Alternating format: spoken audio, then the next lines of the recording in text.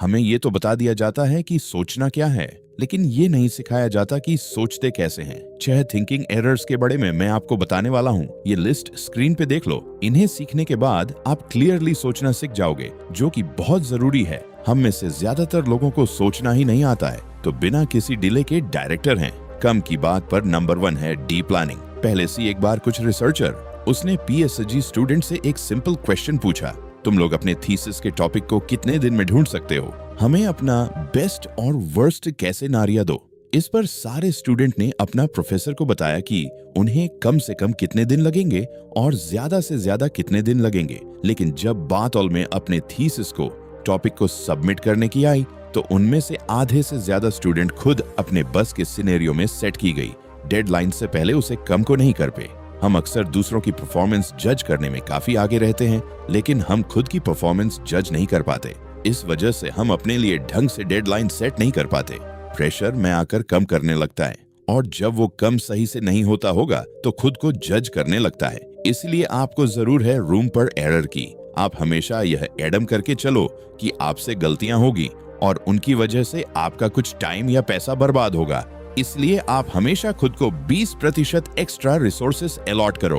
अगर आपको लगता है कि आप 10 दिन में एक काम पूरा कर सकते हो, तो आप खुद को 12 दिन के डेडलाइन दो। अगर आपको लगता है कि आप 20,000 में मनाली की ट्रिप पूरी कर लो, तो आप 24,000 लेक जो इस तरह से आप प्लानिंग फैला सके शिकार नहीं होंगे। नंबर 2 है डी फंडामेंटल एट्रीब्यूट एरर। हम खुद को अपने इरादों से और दूसरों को उनके एक्शन से जज करते हैं। मतलब अगर हमसे कोई गलती हुई है, तो वो हमारे खराब मूड, खराब environment, miss information, miss communication, traffic, government, economy, school के टीचर्स, पेरेंट्स, इन सब की गलती होती है। हमें लगता है कि हमारे नित्य तो सही थी, लेकिन एक्सटर्नल सर्कमस्टेंसेस की वजह से हमने वो गलती कर दी। गलती से मिस्टेक हो गई। लेकिन जब वही गलती दूसरों से होती है, तो हमें लगता है कि वो बेवकूफ इंसान थे या उनकी नित ही खोटी थी, इसीलिए उनसे ये गलती हुई है। ये हमारे बहुत सारे सेल्फ डिस्ट्रक्टिव बिहेवियर में से इस थिंकिंग एरर की वजह से हम अपनी गलतियां को और कैमियो को नहीं देखते। हम हमेशा एक्सटर्नल सर्कमस्टेंसेस पर ब्लेम डालकर अपने एक्शंस को जस्टिफाई करने लगता है। ठीक इसी तरह हम हमेशा दूसरों के एक्शंस को उनके कैरेक्टर का पार्ट मानते हैं। इस तरह से हमें दूसरों में हमें ऐसा कमियां दिखाई देती है। नेक्स्ट टाइम अगर आपसे कोई गलती हो, तो आप खुद से एक सिंपल सा सवाल पूछो, क्या मैं इस गलती को अवॉइड करने के लिए कुछ कर सकता था? अगर मुझे पहले से पता होता है कि मैं गलती करने वाला हूँ, तो मैं किस तरह के प्रिपरेशन करता? ये सवाल आपको अपने कम के रिस्पांसिबिलिटी लेने पर फोर्स करेंगे। Number 3 temporal discounting. आपको वोल्टेज के फेमस मार्शमैलो टेस्ट के बारे में तो पता ही होगा। वर्ल्डेस्ट नाम की एक साइकोलॉजिस्ट ने हर साल के बच्चों का एक रूम में बैंड किया और उन्हें एक सिंपल सी चॉइस थी, या तो वह टेबल पर रखा मार्शमैलो अभी खा सकते हैं, या फिर वो 15 मिनट वेट करके एक की जगह 2 मार्शमैलो खा सकते हैं। इनमें से बहुत सारे बच्चों ने फर्स्ट ऑप्शन चीज किया, उनसे 15 मिनट वेट नहीं हुआ और उन्होंने तुरंत 1 मार्च में लो का लिया। वहीं दूसरी तरफ कुछ बच्चे खुद पर कंट्रोल करने में सक्सेसफुल हो गए। उन्होंने अपनी आंखें बैंड कर ली, उल्टी गिनती गिने लगे, कुछ इमेजिनरी गेम्स खेलने लगे और खुद को डिस्ट्रैक्ट करने लगे। वॉल्टर्स ने सारे बच्चों को पूरी लाइफ फॉलो किया। उन्होंने देखा कि जो बच्चे खुद को कंट्रोल करने में सक्सेसफुल हो गए थे, वो आगे चलकर स्कूल में बटर ग्रेड का रहे थे, कॉलेज के बाद अच्छे पैसे काम रहे थे और ज्यादा सक्सेसफुल मैरिज का पार्ट थे। लेकिन जो खुद को कंट्रोल नहीं कर पाए, वो इनके कंपैरिजन में काफी पीछे थे। हम में से बहुत से लोग टेम्पोरल डिस्काउंटिंग का शिकार होते हैं। हमें चीज तुरंत चाहिए, भले ही हमें थोड़ा वेट कर लेने से ज्यादा फायदा मिले, लेकिन फिर भी हमें चीज तुरंत चाहिए। इसी रीजन की वजह से सैलरी आते ही कुछ लोग इन्वेस्ट नहीं कर पाते, क्योंकि 20 साल के बाद मिलने वाले 8 गुना रिटर्न उन्हें इन डी मोमेंट में लिए गए नए आईफोन से कम अट्रैक्टिव लगता है। इसी वजह से लोग एक्सरसाइज नहीं करते, क्योंकि 3 साल बाद मिलने वाले अट्रैक्टिव और हेल्दी बॉडी उन्हें इन डी मोमेंट मिलने वाले ए रहा हूँ और पियर्सा से कम अट्रैक्टिव लगती है। आप नोटिस करो कि आप अपनी लाइफ में कहां पर टेम्परेरी प्लेजर्स के लिए लॉन्ग टर्म बेनिफिट्स की कुर्बानी दे रहे हो। नंबर 4 वैट डी हिल इफेक्ट। आज तो मैंने समोसा का कर अपनी डाइट खराब कर ली है। वैट डी हिल दादा D2 दे चुकी है, लो एक पिज्जा और का लिया जाए।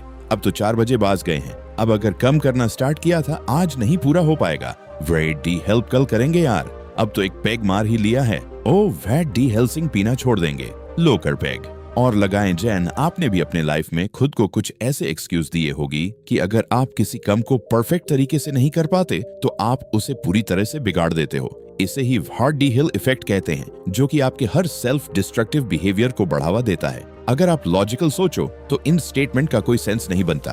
अगर आपने एक हफ्ते तक शराब को हाथ ना लगाने की कसम खाई है, लेकिन किसी रीजन की वजह से अब एक दिन एक पैग ले लेते हो, तो आपका पूरा रूटीन तोड़ने की जरूर नहीं है। लेकिन हम में से बहुत से लोग इसी तरह के एक्सक्यूज देकर अपने फालतू के काम और भी ज्यादा करते रहते हैं। Number 5, D-licensing effect. अमेरिका की यूनिवर्सिटी अच्छे प्रोफेसर्स को 10 एयर देती है। टेन्योर मिलने का मतलब है जब सिक्योरिटी पर लाइफ। अब आपको कोई भी फायर नहीं कर सकता, चाहे आप कैसे भी कम करो। टेन्योर मिलने के बाद काफी सारे प्रोफेसर जीन्स और शर्ट में कॉलेज आने लगता है। वो स्लीपर्स पहनकर भी कॉलेज में ए जाते हैं। उन्हें पता है कि अब उन्हें अपीयरेंस सुधार के रखना की जरूरत नहीं है। हर किसी को पता है कि उन्हें टेन्योर मिल चुका है, वो सक्सेसफुल हो चुके हैं और अब वो जैसा चाहे वैसे अपनी लाइफ स्पेंड कर सकते हैं। इसे ही लाइसेंसिंग इफेक्ट कहा जाता है। आप अपने लाइफ के एक फील्ड में मिली सक्सेस का उसे करके अपनी लाइफ के दूसरी फील्ड में एफर्ट्स लगाना कम कर देते हो।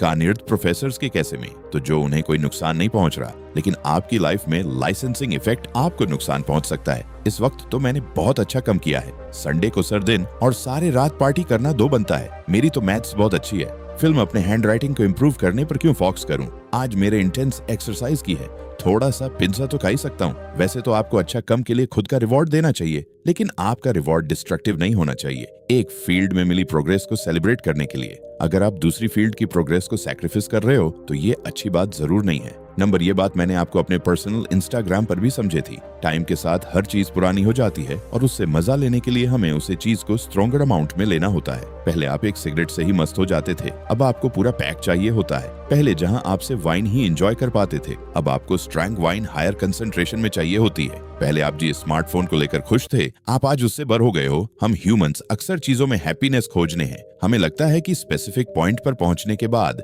या एक स्पेसिफिक गोल अचीव करने पर हम खुश हो जाएंगे, लेकिन ऐसा नहीं है। ट्रू हैप्पीनेस आपको एक्सपीरियंस को परसीव करने से मिलेगी, चीजों को नहीं। चीज आपकी लाइफ को इजी कर देगी, लेकिन वो आपको हैप्पी नहीं रख सकती। इसलिए आप न्यू स्किल को एक्वायर करने पर कम करो, न्यू एक्सपीरियंसेस को लेने पर कम करो। ट्रिप्स पर जो नए डिशेस और नए कलर्स के बड़े में पढ़ो और यहाँ पर अपने पैसे खर्च करो। तो कमेंट में फार्म करने के लिए यस आई विल जरूर लिखिए, क्योंकि याद रखिए कि एफर्मेशंस में बहुत ताकत। और अगर आप यहाँ तक मेरे साथ हो तो इस वीडियो को लाइक जरूर करना, ताकि मुझे पता चल यहाँ तक कितने लोग मेरे साथ थे। ये बुक अप पर राल्फ डोम्बिवली की book the art of thinking clearly की समरी जरूर सुनिए। इस बुक्स हमारे को सुनते हुए आप अपने हर रोज की जिंदगी पर एक अलग तरह से नजर डालकर उसे समझना की कोशिश करोगे। आप अपना मन सेट और अपने एक्शंस के बड़े में जानोगे और देखोगे कि किस तरह से आप अनजाने में वो कम कर रहे हो जहां आपको नहीं करना चाहिए। साथ ही समरी आपको इस तरह की प्रॉब्लम से निमित्त लेकर रास्ता भी बताती है। अब अगर आप मेरा लेटेस्ट वीडियो देखना चाहते हो तो राइट साइड वाली वीडियो पे क्लिक करो, और अगर आप सर्वाइव में सिर्फ 22 सीखना चाहते हो तो लेफ्ट साइड वाले वीडियो पर क्लिक करो। फाइनली, यू गैस और amazing cup reading cup learning. Thank you for watching.